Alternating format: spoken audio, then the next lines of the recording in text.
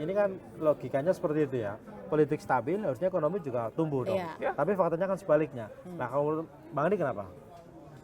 Ya memang kondisi ekonomi kita sebelum pemerintahan yang sekarang memang lagi nggak kondusif. Hutang luar negeri kita banyak. Jatuh tempo pula ya. Betul, jatuh tempo itu kan angkanya cukup fantastis, ribuan triliun Iya. kan.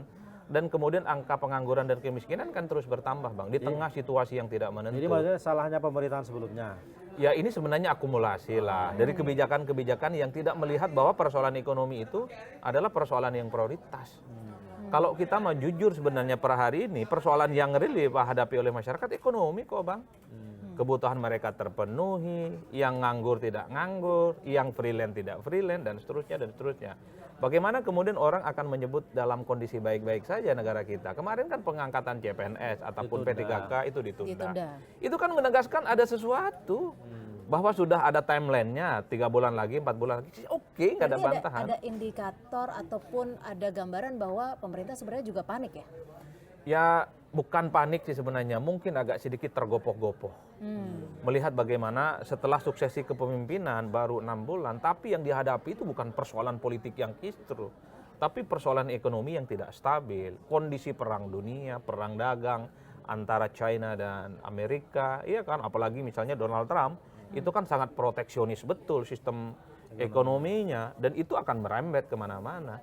Dan pada saat yang bersamaan, kondisi ekonomi di kita itu antara pemasukan dan pengeluaran kalau kita membaca proyeksi APBN kan tidak imbang. Iya. Lebih besar pasak daripada Tiang. tiang. Maka upaya-upaya untuk membenahi sektor ekonomi per hari ini ya tentu memang tidak gampang. Oleh karena itu, karena kita tahu kabinet ini adalah kabinet orang baik, ya kan? Adalah mereka yang the best, ya mestinya Orang baik bukan yang sebelumnya. sama-sama orang baik. Sama-sama orang baik. Semuanya orang baik. Orang Indonesia kan baik-baik semua. Bang Adi, berarti bukan karena Bang Adi ingin mengatakan bahwa kondisi ekonomi kita yang buruk ini warisan dari pemerintah sebelumnya. Bukan karena ada kontribusi dari kebijakan pemerintahan dari ini, efisiensi misalnya. Akumulasi sih sebenarnya Bang. Kalau kita mau jujur, banyak anggaran kita itu kan agak sedikit banyak terkuras kan untuk bayar hutang, Iya. biaya belanja dan seterusnya dan seterusnya. Kalau tidak salah, postur dan proyeksi APBN di 2025 itu memang lebih banyak pengeluarannya ketimbang pemasukannya Bang. Efisiensi yang dilakukan ini hanya sebatas menambal sejumlah kekurangan-kekurangan yang dimiliki oleh APBN kita. Mesti ada upaya-upaya lain supaya ekonomi kita tumbuh. Dan pada saat yang bersamaan ada PHK. Pada saat yang bersamaan orang tak lagi bekerja di sektor formal. Banyak yang freelance dan seterusnya dan seterusnya. Hal-hal yang semacam ini tentu tidak bisa disepelekan. Jangan sampai bahwa persoalan ekonomi ini akan menjadi persoalan-persoalan yang lebih rumit, menjadi persoalan yang lebih serius. Apa tuh misalnya? Ya banyak orang protes, banyak resistensi, ditambah kebijakan-kebijakan politik yang lain yang dinilai tidak transparan. Ketika ada pembahasan terkait dengan undang-undang, kok ini kesannya TNI. betul, ini kok dikebut banget sih, kok kayak ada sesuatu banget yang lu kejar gitu, kira gitu kan. Makanya ada protes. Dan saya terus terang agak merinding ketika ini demo telah di Jakarta nggak ada, di berbagai tempat demo loh, dan rada-rada agak anarkis mereka itu. Dan padahal puasa ya. Padahal puasa. Apalagi nanti setelah puasa ya. Aduh, itu yang kemudian kita selalu berharap Bang, semoga kondisi bangsa kita ini baik-baik saja lah. Tapi banyak yang mengatakan bahwa kondisi ekonomi kita itu agak-agak mirip-mirip nih. Seperti apa krisis 98. 98. Ya ada yang begitu, tapi kalau mau jujur, kalau di 98 itu kan tidak ada bantalan-bantalan Bang. Jadi kelompok-kelompok kelas bawah itu kalau dulu memang teriaknya nggak punya teman, teriaknya nggak ada solusi. Per hari ini solusi untuk kelas menengah ke bawah ya melalui bansos-bansos dan PHK-PHK itu dan bantuan-bantuan yang lain. Artinya apa? Masyarakat kita itu akan diam secara umum kalau kebutuhan mereka terpenuhi dan terjamin. Tapi bagi siapapun dia, kalau kebutuhannya tidak terjamin, tidak terpenuhi, maka dia akan speak up. Jadi artinya Dan itu yang terjadi pada kelompok kritis sebenarnya. Jadi artinya cuma membantu kelas menengah ke bawah dong. Yang menengah ke atas yang merasa sebenarnya kan juga ini. Ya kalau kelompok menengah ke atas kan memang diharapkan untuk berkorban untuk bangsa dan negara.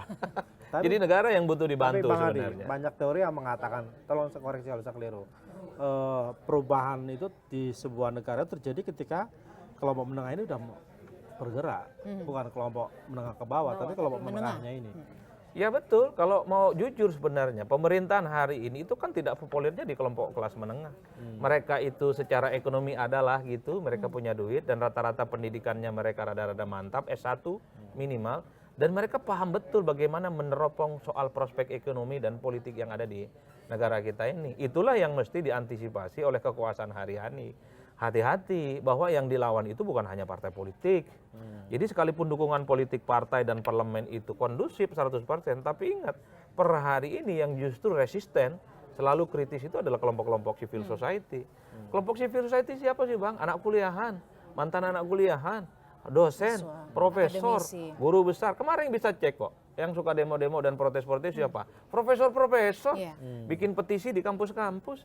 Dan mereka memang menganggap ya inilah bagian dari bentuk berkontribusi untuk bangsa dan negara. Nah, kan? dengan kondisi seperti itu, bagaimana Bang Adi melihat bangsa Indonesia ini ke depannya? Kalau ekonomi terus kondisinya tidak membaik. Ya tentu harus ada rekayasa ekonomi supaya di tengah kondusivitas politik yang berkembang, persoalan-persoalan yang selama ini menjadi problem serius, terutama terkait dengan pengangguran ekonomi kita harus ada solusinya.